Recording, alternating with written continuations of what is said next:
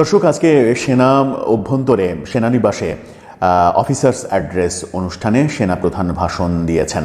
কি ভাষণ দিয়েছেন সেটা এখনও নিশ্চিত নয়, কিন্তু যেটাকে কেন্দ্র করে এত উত্তেজনা বিরাজ করছে দেশে, বিশেষ করে হাসনাত আবদুল্লার ফেসবুক স্ট্যাটাস, সেনাবাহিনীকে বিতর্কিত করা, সেনাপ্রধানকে বিতর্কিত করা, সেনাবাহিনী সম্পর্কে অসম্মানজনক মিছিল করা, সেনাপ্রধান সম্পর্কে অসম্মানজনক মিছিল করা, এই ব্যাপারগুলো সেনাবাহিনীকে নিশ্চয়ই কষ্ট দিয়েছে। সেনাবাহিনী সম্পর্কে মানুষের ধারণা পাল্টে দেওয়ার এই চেষ্টা, মানুষের কাছে, সাধারণ মানুষের কাছে সেনাবাহিনীকে অগ্রহণযোগ্য করে তোলার এই চেষ্টা সেনাবাহিনী প্রতিহত করবে, এরকম প্রত্যাশা সকলেরই ছিল।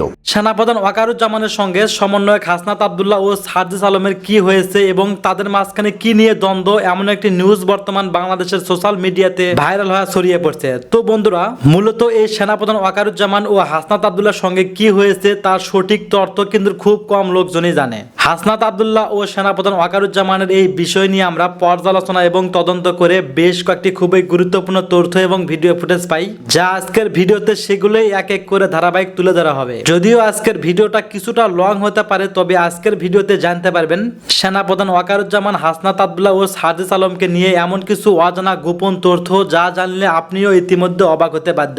সেই সাথে আরো জানতে পারবেন বর্তমান বাংলাদেশের রাজনীতির প্রেক্ষাপট আসলে কোন দিকে যাচ্ছে। বন্ধুরা চলুন, ভিডিওতে আজকে আর বেশি কথা বাড়াবো না, সরাসরি আজকে আমরা চলে যাব মূল ভিডিওতে। আর সেখানে আজকে আমরা দেখব সেনাপ্রধান ওয়াকারুজ্জামানের সঙ্গে এই সমন্বয়ক হাসনাত আবদুল্লাহর মূলত কি হয়েছে। হাসনাত আবদুল্লাহকে নিয়ে কথা বলছিলাম। হাসনাতের ফেসবুক স্ট্যাটাস সেনাবাহিনীকে বিতর্কিত করেছে, সেনাপ্রধানকে বিতর্কিত করার চেষ্টা করা হয়েছে। শাহবাগে মিছিল করার ধৃষ্টতা দেখিয়েছে তারা, ওয়াকার না হাসনাত, হাসনাত হাসনাত, যদিও সেই মিছিলে লোক সংখ্যা খুব বেশি হলে 15 থেকে 20 জন। এই যে অবস্থা, তারা সমাবেশ করেছে শাহবাগে, সেই সমাবেশে লোক সংখ্যা খুব বেশি হলে 1 থেকে 1,500।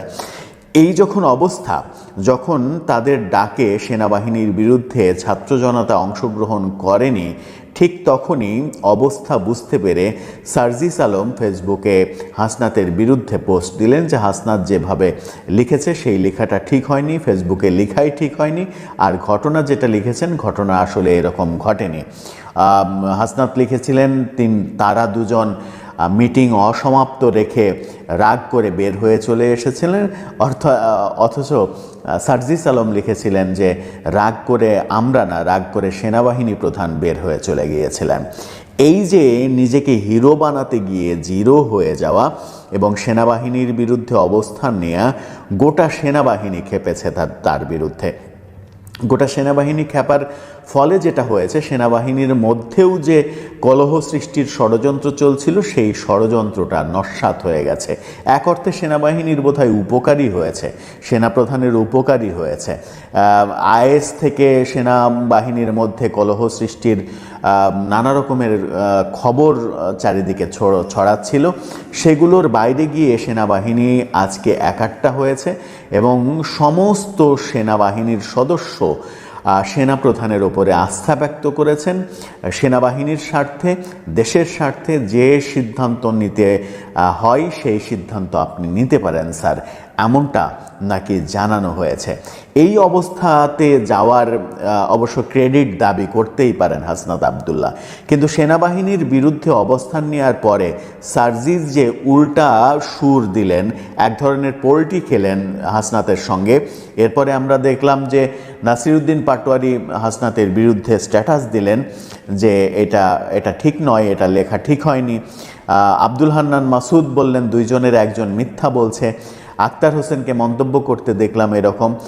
মোটামুটি যে সমালোচনাটা হচ্ছে সেটা হচ্ছে যে এনসিপির মধ্যে, অর্থাৎ সমন্বয়কদের মধ্যেই সমন্বয় নেই, এমনটা বলা হচ্ছে।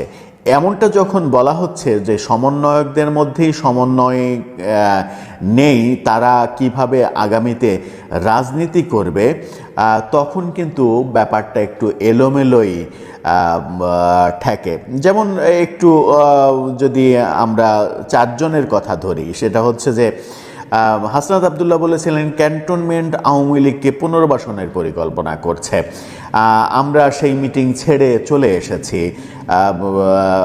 সার্জিস আলম বলছেন না আমরা ওই মিটিং ছেড়ে আসিনি, সেনাপ্রধানই সেই মিটিং থেকে রেগে বেরিয়ে গিয়েছিলেন না। হাসনাত আবদুল্লাহর স্ট্যাটাসে বোঝা গিয়েছিল যে সেনাবাহিনী হয়তো তাদেরকে আমন্ত্রণ জানিয়ে মিটিং করেছে আওয়ামী লীগের এজেন্ডা বাস্তবায়নের জন্য। সার্জিস আলম এবং সেনানিবাস থেকে স্পষ্ট জানানো হয়েছে যে এরাই সেনাপ্রধানের সঙ্গে দেখা করার জন্য বারবার অনুরোধ করছিলেন। অনুরোধের প্রেক্ষিতে তাদেরকে ওই ডেট দেওয়া হয়, এরাই দেখা করতে গিয়েছিল, সেনাবাহিনী তাদেরকে আমন্ত্রণ জানায়নি। আবার সার্জিস বলছেন হাসনাত যেভাবে সেনাপ্রধানের বক্তব্যকে রিসিভ করেছে আমার সেখানে দ্বিমত রয়েছে। আব্দুল হান্নান মাসুদ বলছে হাসনাত বা সার্জিস দুইজনের একজন মিথ্যা বলছে। নাসিরউদ্দিন পাটোয়ারি বলছে হাসনাতের বক্তব্য সোশ্যাল মিডিয়ায় আসা উচিত হয়নি। সার্জিস আলমও বলেছেন যে হাসনাত এই বক্তব্য ফেসবুকে লেখা উচিত হয়নি, তাতে আমাদের প্রতি মানুষের আস্থা নষ্ট হবে, অন্যান্য স্টেক হোল্ডাররা আমাদের সঙ্গে আর মিটিং করতে চাইবে না। এই যখন অবস্থা তখন এনসিপির সেনাবাহিনীর সঙ্গে বিরোধে জড়িয়ে এনসিপির টিকে থাকাটা খুবই মুশকিল হবে। তখনই চারিদিকে গুঞ্জন শোনা যাচ্ছে সেটা হচ্ছে সেনাবাহিনীর সঙ্গে সম্পর্কটা ঝালাই করার জন্য, অন্তত এটা বোঝানোর জন্য যে সেনাবাহিনীর সঙ্গে এনসিপির কোনো দূরত্ব নেই, সেনাবাহিনীর সঙ্গে তারা সংঘাতে জড়াতে চায় না, সেটা প্রতিষ্ঠিত করার জন্য হাসনাত আবদুল্লাহকে তার দায়িত্ব থেকে সরিয়ে দেয়া হতে পারে।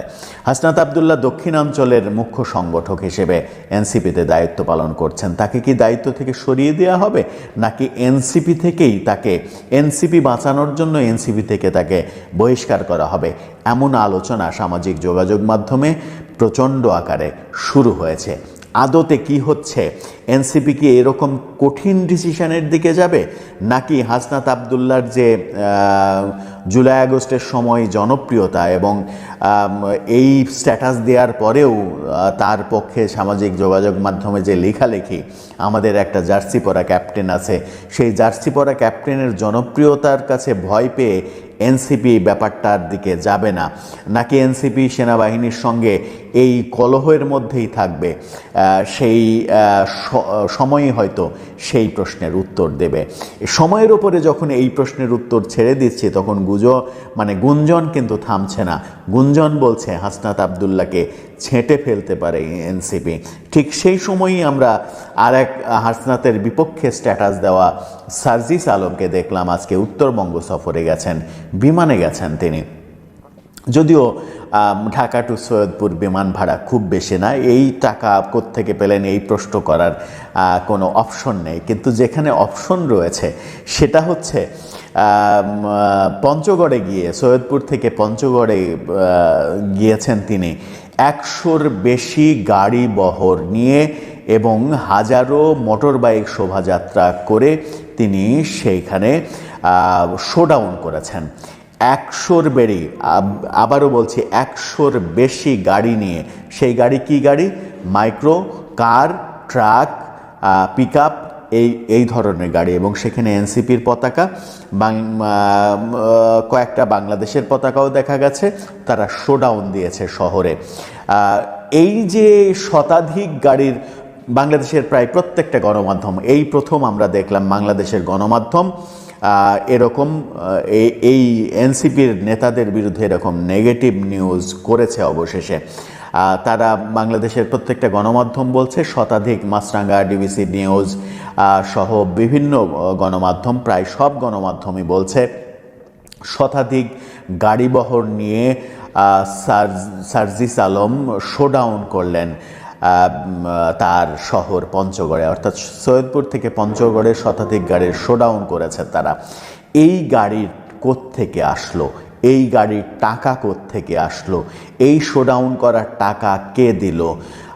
সার্জিস আলম কি এমন ব্যবসা করেন যে তার ইনকাম সোর্স কোটি কোটি টাকা, যেখানে তিনি ইচ্ছা করলেই এরকম শোডাউন করতে পারেন? সেই প্রশ্ন আসছে। সেই প্রশ্ন এনসিপির বিরুদ্ধে রয়েছে, এনসিপির এই নেতাদের বিরুদ্ধে রয়েছে। নিয়োগ বাণিজ্য সহ চাঁদাবাজি অনেক অভিযোগ বিভিন্ন সময় শোনা যাচ্ছে, কিন্তু সেই অভিযোগগুলো খুব একটা যে প্রমাণ করা গেছে তা কিন্তু নয়, মুখে মুখেই অভিযোগগুলো ছিল। কিন্তু যখন এরকম ঘটনা ঘটবে, সারা শহরে সার্জিস আলমের পোস্টার মারা, এটা ঘটতেই পারে, সেটা ঠিক আছে, কিন্তু শতাধিক গাড়ির যে শোডাউন গণমাধ্যম বলছে এবং সেটা ভিডিও চিত্র আকারে বলছে, সেখানে গিয়ে আবার সার্জিস আলম জনগণকে, পঞ্চগড়ের জনগণকে মুগ্ধ করার জন্য উত্তরবঙ্গের ভাষায় কথা বলছেন, তোমার সওয়াল তোমরা দেখে রাখবা, এরকম ভাষায় যখন কথা বলছেন এবং মানুষকে আকৃষ্ট করার চেষ্টা করছেন, পঞ্চগড়ের মানুষকে আকৃষ্ট করার চেষ্টা করছেন, এই শতাধিক গাড়ির বহর নিয়ে আবার পথসভায় তিনি বলছেন যে আমাদের ভুল হলে আপনারা শুধরে দেবেন। ভুল করেই, মানে তাজা একেবারে রেডিমেড ভুল করেই আবার বলছেন যে আমাদের ভুল হলে আপনারা শুধরে দেবেন। প্রশ্ন উঠেছে, এই শতাধিক গাড়ির শোডাউন করার অর্থের উৎস কোথায়? এই প্রশ্ন উঠতো না, বাংলাদেশের রাজনৈতিক কালচারই তো এটা। বিএনপি, আওয়ামী লীগ এই কাজটাই তো করে। তো তাহলে যে নতুন রাজনৈতিক বন্দোবস্তের কথা বলা হচ্ছে, পুরনো রাজনীতিকে ছেড়ে একেবারে ঝেঁটিয়ে বিদায় করার কথা বলা হচ্ছে, রিসেট বাটন দিয়ে আগের ইতিহাস মুছে ফেলার কথা বলা হচ্ছে, সেখানে তো আপনাদের কাছ থেকে নতুন কিছু প্রত্যাশা করে। আপনাদের কাছে সংসদের সামনে রাজকীয় যে আগমন, সেই আগমন মানুষ প্রত্যাশা করে না। প্রত্যাশা করে কোনো একটা ফুটপাতে দাঁড়িয়ে কিংবা প্রেস ক্লাবের সামনে দাঁড়িয়ে, রাস্তায় কিংবা শাহবাগে রাজু ভাস্কর্যের সামনে দাঁড়িয়ে একটা ইনফর্মাল অনুষ্ঠান হবে যেখানে আপনার আত্মপ্রকাশ হবে। আপনার কালচারে এরকম হয় যে আপনারা বড়লোকের মতো এরকম গাড়িতে চড়বেন না, আপনারা সাধারণ পরিবহনে চড়বেন। গাড়িতে চড়লেও একটা কম দামি গাড়িতে চড়বেন যেন কোনো রকম পায়ে হাঁটার থেকে বাঁচা যায়, এরকম বোঝা যায়, গরিবানা ব্যাপারটা বোঝা যায়। কিন্তু আপনি শতাধিক গাড়ির শোডাউন, যেটা আওয়ামী লীগ, বিএনপি এর আগে করেছে, সেই কাজটাই আপনারা করছেন। আবার বলছেন রাজনৈতিক বন্দোবস্ত নতুনভাবে করবেন, নতুন রাজনৈতিক বন্দোবস্তের জন্য আপনারা দল করেছেন। নতুনটা কি করছেন এই প্রশ্ন সবাই করছে। আপনাদের কাছ থেকে নতুন কি পাচ্ছে মানুষ, সেই প্রশ্নও সবাই করছে। আদতে সার্জিস আলমদের এই টাকার উৎস কোত্থেকে আসছে? ইন্টারকন্টিনেন্টালে ইফতার করা, শতাধিক গাড়ির শোডাউন করা, সারা শহরে পোস্টার মারা, এই ব্যাপারগুলো কোথায় থেকে আসছে? নতুন রাজনৈতিক বন্দোবস্ত বলতে আসলে কি বোঝাচ্ছেন তারা? এই প্রশ্নটার উত্তর কি আদৌ মিলবে? দর্শক, আপনার কাছে কি এই প্রশ্নের উত্তর রয়েছে? থাকলে নিশ্চয়ই জানাবেন। এনসিপির কারণে বিএনপির এতদিনের প্রজেক্ট ব্যর্থ হচ্ছে। দর্শক, এনসিপি জাতীয় ঐকমত্য কমিশনের কাছে রাষ্ট্র সংস্কার বিষয়ে তাদের মতামত জমা দিয়েছে। বিএনপিও জমা দিয়েছে, জামাত ইসলামীও দিয়েছে। মূলত রাজনীতিতে সংস্কার প্রক্রিয়ায় কোনো একটা বিষয়ে আরো অনেক স্টেক হোল্ডার্স আছে। বেসিক্যালি 4টা গ্রুপ কি বলে, এটাই হচ্ছে ডমিনেন্ট। সরকার কি বলে, আর সরকার অনেক কিছুই কারোর সাথে আলাপ আলোচনা ছাড়াই বাস্তবায়ন করে, অর্থাৎ সরকার কি বলে এটা সবার উপরে। বিএনপি কি বলে, জামাত ইসলামী কি বলে, এনসিপি কি বলে। এনসিপি কে বাদ দিয়ে কোনো হিসাব নিকাশ চলে না বাংলাদেশে। এরা রেজিস্টার্ড কোনো পলিটিক্যাল পার্টি নয়, কিন্তু এরা গুরুত্বের দিক থেকে অনেক কনসিডারেশনে জামাত ইসলামের চেয়ে বেশি গুরুত্ব পায়। তো বিএনপি এতদিন সরকারকে চাপ দিয়ে নানানভাবে একটা প্রজেক্ট রেডি করেছিল যে না, ওই সংস্কার যাই বলুক, 71 দিয়ে 24 খেয়ে দিব। এই 24-এর বিপ্লব, গণঅভ্যুত্থান, এগুলো ভুলিয়ে দিব। এগুলো কিচ্ছু না, এগুলো সংবিধানে রাখা যাবে না, এগুলো নিয়ে এত সিরিয়াস হওয়া যাবে না। এটা বাংলাদেশে এমন কোনো ঘটনা না যে এর উপর ভিত্তি করে নাম পরিবর্তন বা বড় কিছু করতে হবে। ঠিক আছে, কিছু সুপারিশমালা তৈরি হয়েছে, হোক, এগুলো এরকম থাক। পরবর্তীতে পার্লামেন্টে যখন আমরা ক্ষমতা আসবো তখন এগুলো পার্লামেন্টে পাশ হলে হবে, না হলে বাদ, আমাদের এক দফা তো আছেই।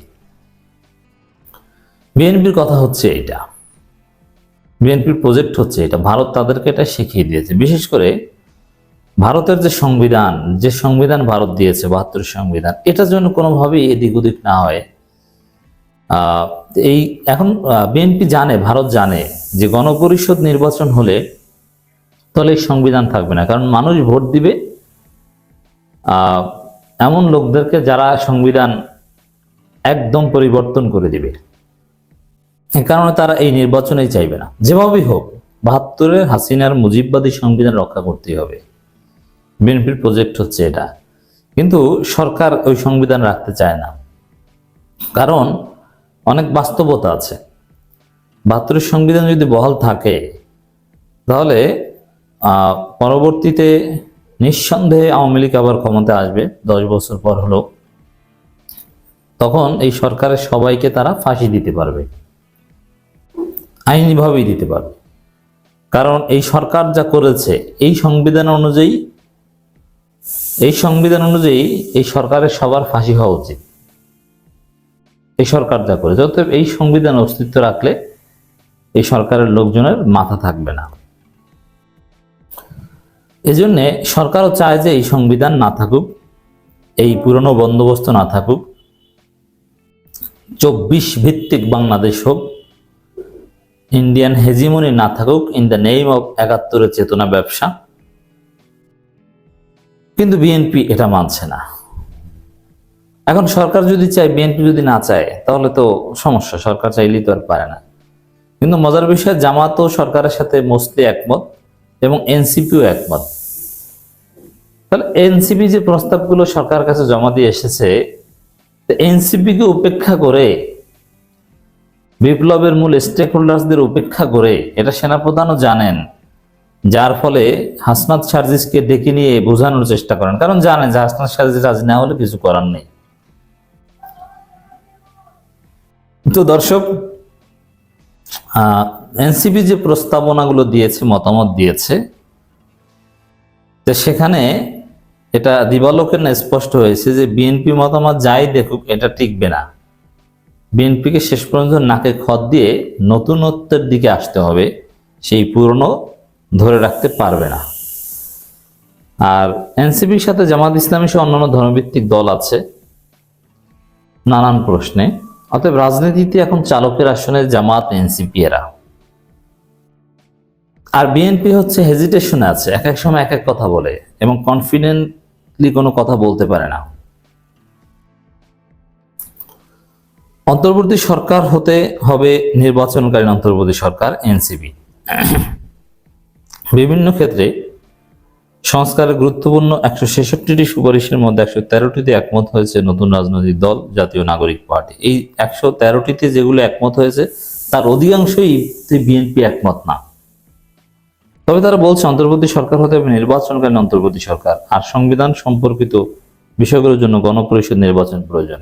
আর এই গণপরিষদের নাম শুনলে বিএনপি ঘুম হারাম হয়ে যায়, কারণ তারা জানে যে জনগণ যাদেরকে নির্বাচিত করবে, গণপরিষদ নির্বাচন হলে সেখানে এই ভারতের সংবিধান থাকবে না। আর ভারতের সংবিধান না থাকলেই আওয়ামী লীগ মারা, ভারতের হেজিমনি শূন্য, আর তাহলে বিএনপির যে শেষ আশা ভরসা ভারত, সেটাও থাকলো না। জাতীয় ঐক্যমত কমিশনের কাছে সংস্কার নিয়ে নিজেদের লিখিত মতামত জমা দেয় এনসিপি। পরে দলটির যুগ্ম আহ্বায়ক ও সংস্কার সমন্বয় কমিটির কোঅর্ডিনেটর সরওয়ার তুষার সাংবাদিকদের সব কথা বলেন। এ সময় দলটির সংস্কার সমন্বয় কমিটির সদস্য মুনিরা শারমিন, জাভেদ, রাশিম, আরমান হোসাইন ও সালেহউদ্দিন সিফাত উপস্থিত ছিলেন। সরওয়ার তুষার সাংবাদিকদের বলেন, অন্তর্বর্তী সরকার হতে হবে নির্বাচনকালীন অন্তর্বর্তী সরকার। তাদের মেয়াদ 70 থেকে 75 দিন হতে পারে। একটা পর্যায়ে গিয়ে এই সরকারের প্রয়োজন হবে না। সংবিধান যে সাংবিধানিক কাউন্সিল গঠনের প্রস্তাব দিয়েছে, সেই কাউন্সিলই এই দায়িত্ব নিতে পারে। চমৎকার প্রস্তাব। এদের সবগুলো প্রস্তাবের সাথে আমি একমত, কোনো দ্বিমত নেই। জামাত ইসলামী এবং এই এনসিপির প্রস্তাবের সাথে আমাদের কোনো দ্বিমত নেই, এবং জামাত এনসিপির সাথে মৌলিক কোনো পার্থক্যও নেই। অমৌলিক কিছু পার্থক্য আছে, যেটা গৌণ। এনসিপি 2 কক্ষ বিশিষ্ট সংসদ বিষয়ে একমত পোষণ করেছে। তবে তারা বলছে নির্বাচনের আগে উচ্চকক্ষের প্রার্থী কারা তা দলগুলোকে ঘোষণা করতে হবে, কারণ নির্বাচনের একজন ভোটার একটি দেবেন, সেক্ষেত্রে তার জানার অধিকার আছে উচ্চকক্ষে কারা আছেন। এনসিপি বলেছে প্রধানমন্ত্রী রাষ্ট্রপতিকে পরামর্শ দিতে পারেন, তবে তা বাধ্যতামূলক না করার প্রস্তাব তারা দিয়েছে। উচ্চকক্ষের বিষয়ে পরামর্শটাও ইউনিক, এটা এইভাবে কিন্তু কেউ দেয়নি, আর এটা এইভাবে কিন্তু সাবকন্টিনেন্টে নেইও। ইন্ডিয়া বা পৃথিবীর বিভিন্ন দেশে যে এটা আগেই ঘোষণা করতে হবে এটা কিন্তু হয় না এরকম। সরোয়ার তুষার সাংবাদিকদের বলেন তারা 113টি প্রস্তাবের সঙ্গে একমত হয়েছে, 29টি প্রস্তাবের বিষয়ে আংশিকভাবে একমত হয়েছে। স্প্রেডশিট মতামত জানার পাশাপাশি কিছু ক্ষেত্রে তারা মন্তব্য করেছেন, কেন একমত হননি সেটাও সেখানে তুলে ধরা হয়েছে। যাই হোক দর্শক, এনসিপি রাজনীতির খেলা জমিয়ে দিচ্ছে, বিএনপির আশা ভরসা এই এনসিপির কারণেই মারা খাবে লিখে।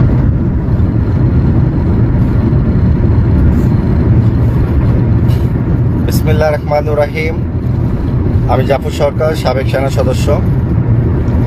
আজকে জাতীয় পার্টির বর্তমান চেয়ারম্যান জিএম কাদের, ওনার একটি কথা পরিপ্রেক্ষিতে কিছু কথা মনে করিয়ে দিতে চাই জিএম কাদের সাহেবকে। উনি এখন সাংবাদিক সম্মেলন করে বলেন যে আওয়ামী লীগ এবং জাতীয় পার্টিকে ছাড়া নির্বাচনে গেলে নির্বাচন নাকি পরিপূর্ণ হবে না এবং আন্তর্জাতিকভাবে এটা গ্রহণযোগ্যতা হবে না। তো আমি জিএম কাদের সাহেবকে কিছু কথা মনে করিয়ে দিতে চাই। এরশাদ সাহেব দেশের জন্য অনেক কিছু করে গেছেন, কিন্তু আওয়ামী লীগের সাথে রাজনৈতিক সম্পৃক্ততা হওয়ার পর জাতীয় বেঈমান হিসাবে জেনারেল এরশাদ সাহেবকে দেশের মানুষ আখ্যায়িত করেছেন এবং জিএম কাদের সাহেবকেও তার বিপরীতে কোনো কিছু নয়। 2024 নির্বাচনে সারা বাংলাদেশের মানুষ শেখ হাসিনার অধীনে নির্বাচনে যাবে না, কিন্তু সারা বাংলাদেশের মানুষ চেয়েছিল জাতীয় পার্টি যেন এই শেখ হাসিনার অধীনে নির্বাচনে না যায়। এটা সকল মানুষের পক্ষ থেকে এই প্রতিবাদটা এবং এই কথাগুলো উঠেছিল, কিন্তু জাতীয় পার্টির চেয়ারম্যান জিএম কাদের তার নেতৃবৃন্দকে নিয়ে সে শেখ হাসিনার সাথে ঐক্যবদ্ধ হয়ে নির্বাচনে অংশগ্রহণ করেছে। বিতর্কিত নির্বাচন আপনারা দেখেছেন। 2024 সালের নির্বাচনটা ছোট ছোট শিশু বাচ্চাদেরকে ভোট দেওয়া হয়েছে, মাত্র 2 থেকে 2.5% ভোট কাস্ট হয়েছে এবং বাংলাদেশে অনেকগুলো আসনে আওয়ামী লীগের একটি ভোটও মানে আপনার একদম কেন্দ্র খালি ছিল, কোনো ভোট পড়ে নাই। তাহলে কি পরিমাণ মানুষ এই আওয়ামী লীগের 2024 সালের নির্বাচনকে মানে বয়কট করেছিল। এখন জিএম কাদের সাহেব উনিও জাতীয় বেঈমান হিসাবে স্বীকৃতি পাচ্ছে জনগণের কাছে, কারণ আমরা একটা সুযোগ দিয়েছিলাম 2024 সালে যেন উনি সে জাতীয় বেঈমান হিসাবে যেন এই আখ্যায়িতটা উনি না নেন, যেন শেখ হাসিনার অধীনে নির্বাচন না করেন, কিন্তু ওনার স্বার্থের জন্য লোভে পড়ে শেখ হাসিনার অধীনে নির্বাচন গিয়েছেন। এরশাদ সাহেব উনি নির্বাচন গিয়েছেন শেখ হাসিনার অধীনে, কারণ ওনার উপরে মেজর জেনারেল মঞ্জু হত্যার দায়ভার ছিল জেনারেল এরশাদ সাহেব, সাবেক রাষ্ট্রপতি এরশাদ সাহেবের উপর। যদি শেখ হাসিনার কথা না শুনতেন তাহলে হয়তো ওনাকে ফাঁসিতে ঝোলানো হইতো, সেই বয়ে হয়তো শেখ হাসিনার অধীনে উনি নির্বাচনে যাইতেন, উনি অনিচ্ছাকৃতভাবে। কিন্তু জিএম কাদের তো কোনো দায়বদ্ধতা ছিল না, তাহলে বারবার কেন শেখ হাসিনার অধীনে ওনার নির্বাচন করতে হবে? আর এখন তো উনি সোশ্যাল মিডিয়াতে বলেন আওয়ামী লীগ এবং জাতীয় পার্টি ছাড়া নির্বাচন হবে না। আওয়ামী লীগের যে দুঃশাসনগুলো উনি দেখেছেন, এমন কোনো বাংলার মানুষ নাই যে আওয়ামী লীগের দুঃশাসনে মানুষ চোখের ফানি ফলায় নাই, ভয়ে আতঙ্ক থাকে নাই, এমনও কোনো দিন নাই। দিনে রাতে 24 ঘন্টা সাধারণ বিএনপির জামাত তো আছে, শিবির জামাত তো আছে, তারা বাড়িতে থাকতে পারে নাই, তারা বাড়িতে ঘুমাতে পারে না, ধান খেতে ঘুমিয়েছে। এটা কোনো দেশের রাজনীতি হতে পারে না। আওয়ামী লীগ যেভাবে মানুষকে ব্যবহার করেছে মানে খারাপভাবে, এটা আসলে চিন্তা করলেও গায়ের রোম দাঁড়িয়ে যায়। তো আওয়ামী লীগের যে হত্যাকাণ্ড দেশে ঘটিয়েছে এবং শেখ হাসিনা প্রতিটা হত্যাকাণ্ডের সাথে সে জড়িত। আপনারা নিজে দেখেছেন, সে যখন কথা বলতেন 10টা হুন্ডা 20টা গুন্ডা, নির্বাচন ঠান্ডা, যারা যারা অকারেন্স করবে তাদের হাত পুড়িয়ে ফেলো, হাত ভেঙে ফেলো, জ্বালাও পুরাও, মানে সব ধরনের কথাবার্তায় তারা একটা সন্ত্রাসী, উচ্ছৃঙ্খল এবং খুনি টাইপ কথাবার্তা শেখ হাসিনার মুখ দিয়ে চালাতো। শেখ হাসিনা একদিকে কথা বলতো, আরেক দিকে তার নেতাকর্মীরা, দলীয় লোকেরা সন্ত্রাসী কর্মকাণ্ড করে মানুষকে হত্যা করত। এই পর্যন্ত কত হাজার হাজার মানুষকে, নিরীহ মানুষকে গুলি করে হত্যা করেছে প্রশাসন দিয়ে। তখন প্রশাসনও কাজ করতে বাধ্য হতো, শেখ হাসিনার কথা শুনতে বাধ্য হতো। খুন খারাপ করেছে, খুন করেছে, গুম করেছে, নিরীহ ব্যক্তিদেরকে মামলা দিয়ে ফাঁসিয়েছে, ইয়াবাহা দিয়ে ছাত্রছাত্রীদেরকে ফাঁসিয়েছে, মোটা অঙ্কের টাকা কামিয়েছে। আমাদের 5ই আগস্টের কত হাজার হাজার ছাত্রদেরকে গুলি করে নির্বিচারে হত্যা করেছে। এমন কোনো মানুষ আছে যে কাঁদে নাই? বিডিআর হত্যা মামলা কতগুলো মানুষকে তারা হত্যা করেছে। হেফাজতের মানুষকে কিভাবে বুট দিয়ে পারিয়ে পারিয়ে আমাদের আলেম ওলামা কেরামদেরকে হত্যা করেছে, প্রকাশ্যে হত্যা করেছে। সেই একটা দলের জন্য মায়া কান্না করে আবার জাতীয় পার্টির চেয়ারম্যান, আওয়ামী লীগ ছাড়া নির্বাচন পরিপূর্ণ হবে না। এই আওয়ামী লীগ যদি নির্বাচন, এখন আওয়ামী লীগ কান্নাকাটি করে যে আওয়ামী লীগ একটা বড় দল, আওয়ামী লীগ ছাড়া নির্বাচন যাওয়া সম্ভব না, আওয়ামী লীগের নিবন্ধন বাতিল করা সম্ভব না, তাহলে জাতীয় পার্টির কাছে আমি এই প্রশ্নটা রাখলাম, জামাতে ইসলামও বাংলাদেশ একটা জনপ্রিয় দল, বাংলাদেশের একটা ইসলামিক দল, সেই ইসলামিক দলটাকে নিবন্ধন বাতিল করে এবং তার মানে যাতে সে রাজনীতি না করতে পারে সবকিছু তাদেরকে অবঞ্চিত করা হয়েছে। কিন্তু আল্লাহর কি কুদরত, আল্লাহর কি রহমত, তাদের আলেমদের প্রত্যেকটা দোয়া, আল্লাহ তাদের চোখের পানি আল্লাহ কিন্তু কবুল করেছে। এখন কিন্তু জামাতে ইসলাম দেশে আছে, রাজনীতি করছে, মানুষের ভালোবাসা নিচ্ছে, কিন্তু আজকে আওয়ামী লীগ কিন্তু দেশে নাই। কারণ পাপের প্রায়শ্চিত্ত বলতে একটা কথা আছে, আল্লাহ কিন্তু ছাড় দেন কিন্তু ছেড়ে দেন না। এরপরও যদি জনগণ যদি আওয়ামী লীগকে চায়, তাহলে আমি মনে করব জনগণ সঠিক না। আবার অনেকে বলে যে 45% আওয়ামী লীগের নেতাকর্মী তারা কোথায় যাবে? এই কথাটা ভাবেন নাই যে জামাতে ইসলামের তাদের সমর্থনটা কোথায় যাবে? তাদের রাজনৈতিক যদি বন্ধ করে দেওয়া হয়। বাংলাদেশের সবচেয়ে বড় দল আওয়ামী লীগ না, বাংলাদেশের সবচেয়ে বড় দল হচ্ছে বিএনপি। বিএনপির এতগুলো নেতাকর্মীদেরকে হয়রানি করা হয়েছে, কোনো একটা নেতাকর্মী বাড়িতে থাকতে পারে নাই। এক জেলার মানুষ যে আরেক জেলাতে ঘুমিয়েছে, এক গ্রামের মানুষ যে অন্য ইউনিয়নে ঘুমিয়েছে, এটা কি দেশের মানুষ দেখেন নাই? কত অত্যাচার নিপীড়ন করেছে। এই যে আপনার 24শে অক্টোবর 2023-এর যে ঘটনা, 24-23-এর যে ঘটনাগুলো হয়েছিল বাংলাদেশের ঢাকাতে, বড় বড় বিল্ডিং এর উপর থেকে পুলিশ এবং পাবলিক আওয়ামী লীগের লোকেরা সহযোগিতা করে বিএনপি নেতাকর্মীকে গুলি করেছে, কত লোককে তারা হত্যা করেছে, টিয়ার গ্যাস মেরে মানুষকে মেরেছে এবং কত লোক প্রকাশ্যে তাদের গুলি করেছে। মানে তারা একটা সমাবেশ করতে গেলেই একটা উস্কানিমূলক কাজ করেই মানে ওইটার উপরে ফায়ারিং করতো, গুলি করতো, মানে নির্বিচারে গণভাবে তাদেরকে গ্রেফতার করা হতো। এই যে অন্যায় অবিচারগুলো শেখ হাসিনা করেছে, এর বিচার কি হওয়া উচিত না? হাজার হাজার শহীদের রক্তের দাগ এখনো ঢাকা শহরে বিভিন্ন রাস্তাঘাটে পিলারে মনে এখনো খুঁজলে পাওয়া যাবে। যদি ডিএনএস করা হয়, ডিএনএস করা হলে এখনো রক্ত পাওয়া যাবে। সেই রক্ত শুকানোর আগেই আওয়ামী লীগ আবার ক্ষমতা আসতে চায় বা আওয়ামী লীগ আবার ক্ষমতা রাজনীতি করার অধিকার রাখে, যারাই কথাগুলো বলে তারা আসলে রাষ্ট্রদ্রোহী। আমি মনে করি তাদের প্রতি চুল পরিমাণ দেশপ্রেম নাই। তারা মানুষের মৃত্যুতে তারা কাঁদে না, তারা মানুষের মৃত্যুতে তারা হাসে। যারা এই ধরনের কাজ করে তারাই হয়তো আওয়ামী লীগ করে। আওয়ামী লীগ যারা করে, আমি সবাইকে খারাপ বলি না, যারা এই পর্যন্ত অপরাধ করেছে তাদের প্রত্যেককে আইনের আওতায় আনা উচিত, তাদেরকে বিচার করা উচিত। তারা কি পরিমাণ মানুষকে হত্যা করেছে, কি পরিমাণ মানুষকে হাত কেটেছে, চোখ তুলে ফেলেছে, বাবাকে না পেয়ে সন্তানকে হত্যা করেছে, সন্তানকে না পেয়ে বাবাকে হত্যা করেছে, এবং স্বামীর সামনে স্ত্রীকে দর্শন করেছে, মায়ের সামনে নিজের মেয়েকে দর্শন করেছে, স্ত্রীকে তার স্বামীর সামনে স্ত্রীকে দর্শন করেছে, গণহারে সন্তানের সামনে মাকে দর্শন করেছে। আপনারা দেখেছেন 2018 সালের নির্বাচনে আপনার যে নোয়াখালী সুবর্ণচরে মানে তারা আওয়ামী লীগকে ভোট না দেওয়ার কারণে তার ওই মহিলাকে, 4 সন্তানের মাকে গণহারে গণদর্শন করেছে ওই মহিলাকে সুবর্ণচর। আপনার ঘটনাটা সবই জানেন, সেগুলো আওয়ামী লীগের সম্ভব।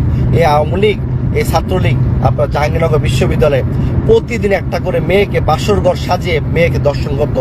100 দর্শন করার পর তারা মিষ্টি পাঠিয়ে দিয়েছে, কিন্তু তারও কিন্তু বাংলাদেশে ফাঁসি হয় নাই। আওয়ামী লীগ করলে যে কোনো অপরাধ তারা অ্যাকসেপ্ট করে নেয়, খুন খারাপি, দর্শন, দুর্নীতি যা আছে সব করতে পারে। আমরা কি এই দেশের জন্য 1971 সালে 30 লক্ষ মানুষ শহীদ হয়েছিল, 2 লক্ষ মা বোনের সঙ্গম হারিয়েছিল এইসব আওয়ামী লীগের রাজনীতি দেখার জন্য? এখন আপনারা বলেন যে আওয়ামী লীগ সত্যিকার অর্থে রাজনীতি করার সুযোগ তাদের দেওয়া উচিত কিনা? তাদের দল তো নিবন্ধন বাতিল করা হোক, এবং যারা অপরাধ করেছে তাদের আইনের আওতায় আনে সর্বোচ্চ সাজা দাবি করছি। যারা দর্শন করেছে, খুন করেছে, তারা যেন কেউ মাপ না পায়। আমার পরিবারে একজন লোককে হত্যা করেছে, কথার কথা একটা লোককে হত্যা করেছে, আমি কি চাইবো না তার বিচার চাইতে? কিন্তু আওয়ামী লীগের বালায় কেউ বিচারও চাইতে পারতো না। কেউ মামলা করলেও তাকে হয়রানি করা হতো, এর পরিবর্তে আরো 2 জনকে তারা হত্যা করতো, মানে মেরে ফেলবে। কত ভয়ভীতি দেখানো হতো। আওয়ামী লীগ যারা করে তাদের বিচার করার ক্ষমতা কারো ছিল না, এবং তারা গ্রাম থেকে শুরু করে থানা, জেলা সব জায়গায় তারা মানে ক্ষমতা অপব্যবহার করতো। পুলিশকে বলে দিত এটা করো, জজকে বলে দিত এটা করেন সেটা করেন। তারা সব ধরনের মানে আইনের সহায়তা তারা নিয়েছে এবং আইনের অপব্যবহার তারা করেছে। যারা গরিব দুঃখী, অসহায়, অর্থহীন, তাদের বিরুদ্ধে আইন প্রয়োগ করা হয়েছে। তাদের কাছে টাকা পয়সা খেয়েছে। বিভিন্ন প্রবাসীরা বাংলাদেশে আসলে তাদেরকে হয়রানি করা হয়েছে, এবং কেউ যদি রাজনীতি একটা পোস্ট করতো ফেসবুকে, তাদের বাড়িতে বাড়িতে পুলিশে হানা দেওয়া হতো। সেই আওয়ামী লীগ আবার রাজনীতি করতে পারবে? জিএম কাদের সাহেবকে বলবো, আপনার যদি লজ্জা থাকা উচিত, আপনি একজন দেশদ্রোহী, আপনার জাতীয় পার্টিকে নিবন্ধন বাতিল করা উচিত, আপনার নেতৃত্ব আসা উচিত না। আপনাকে ক্ষমা করে দেওয়া হয়তো যদি আপনি 2024 সালে আওয়ামী লীগের অধীনে আপনি নির্বাচন না যেতেন। সারা দেশের মানুষ আপনাকে সেই সুযোগটা দিয়েছিল। আর এখন আপনি বলেন আওয়ামী লীগ ছাড়া, জাতীয় পার্টি ছাড়া নির্বাচন গ্রহণযোগ্যতা হবে না, আন্তর্জাতিক গ্রহণযোগ্যতা দিবে না। আপনারা কি এমন দল হয়ে গেছেন? কারণ আপনারা তো দেশের ক্ষতি করেছেন। আবার কোন স্বার্থ নিয়ে আবার আওয়ামী লীগের প্রশংসা করেন? এই যে শহীদদের রক্ত এখনো শুকায় নাই, সেই শহীদের রক্তের কথা একবার আপনারা চিন্তা করলেন না? কত বড় মুনাফেক আপনারা! আপনি একটা স্বার্থলোভী মুনাফেক এবং একটা স্বৈরাচার সরকারের চাইতো আপনার জঘন্যতম একজন নেতা হিসেবে আপনি আছেন। যদিও আপনি যে রাজনীতিতে আসার আগে একজন বড় কর্মকর্তা ছিলেন, গণ্যমান্য ব্যক্তি ছিলেন, সাবেক মন্ত্রী ছিলেন, কিন্তু আপনার ভাষা, আপনার যে দেশের প্রতি মানুষের টান বা ভালোবাসা বা দেশপ্রেম, এগুলো আপনার কোনো কিছু নাই। আপনার শুধু আছে স্বার্থলোভী এবং আপনার ক্ষমতা থাকা। তাই আপনার কারণ আপনি এখন রাজনীতি করতে গেলে, জাতীয় পার্টি রাজনীতি করতে গেলে আপনার কোনো ভ্যালু থাকবে না, একটা সিটও আপনি পাবেন না। না আপনাকে জাতীয় পার্টি, না জামাত ইসলাম আপনাদেরকে নেবে, না নতুন দল নেবে, না গণ অধিকার পরিষদ নেবে, না বিএনপি নেবে, কেউ আপনাকে নেবে না। তাই একটা আসন আপনি পাবেন না। এজন্য চাচ্ছেন আবার আওয়ামী লীগকে যদি পুনর্বাসন করতে পারি, তাহলে হয়তো আমরা কয়েকটা সিট পাইতে পারি। তাহলে এখন বুঝে যান আপনি কত বড় দুর্নীতিবাজ, কত বড় স্বার্থলোভী একজন নেতা আপনি। তো আওয়ামী লীগকে সারা বাংলাদেশের মানুষ বয়কট করেছে। আমি আবারও বলছি, যারা আওয়ামী লীগের মধ্যে ভালো লোক ছিল তাদের যেন কোনো ক্ষতি না করা হয়। গণতন্ত্র অনুযায়ী প্রত্যেকটা নাগরিকের রাজনীতি করার অধিকার আছে, তাদের জন্য কোনো ক্ষতি করা না। আর যারা অপরাধ করেছে, খুন খারাপি, ইয়াবা ব্যবসা করেছে, মানুষের সমাজ ধ্বংস করেছে, যুব সমাজ নষ্ট করেছে, খুন দর্শন করেছে, দেশের অর্থনীতি ধ্বংস করেছে, দুর্নীতি করেছে, বিভিন্ন সিন্ডিকেট করেছে। ধন্যবাদ প্রিয় দর্শকবৃন্দ, আমাদের ফুল ভিডিওটি দেখার জন্য আপনাকে জানাই অসংখ্য অসংখ্য ধন্যবাদ। তো বন্ধুরা, আজকে যে ভিডিওটি দেখলেন, যে বর্তমান সামাজিক যোগাযোগের মাধ্যমে যে বিষয়টি সব থেকে হাইলাইট এবং ভাইরাল, সেনাপ্রধান ওয়াকারুজ্জামান ও হাসনাত আবদুল্লাহ, তাদের মাঝখানে কি হয়েছে এই বিষয় নিয়ে কিন্তু আপনারা ইতিমধ্যে আলাপ এবং আলোচনা শুনতে পেয়েছেন। এবং সেই সমন্বয়ক হাসনাত আবদুল্লাহ এবং সেনাপ্রধান ওয়াকারুজ্জামানকে নিয়ে আপনাদের কি মন্তব্য অবশ্যই কমেন্ট বক্সে কমেন্ট করতে ভুলবেন না। আর হ্যাঁ, এমন নিত্য নতুন আপডেট খবর সবার আগে পেতে চাইলে এখনই আমাদের এই পিচ্চি সাকিব ইউটিউব চ্যানেলটি সাবস্ক্রাইব করুন। ধন্যবাদ।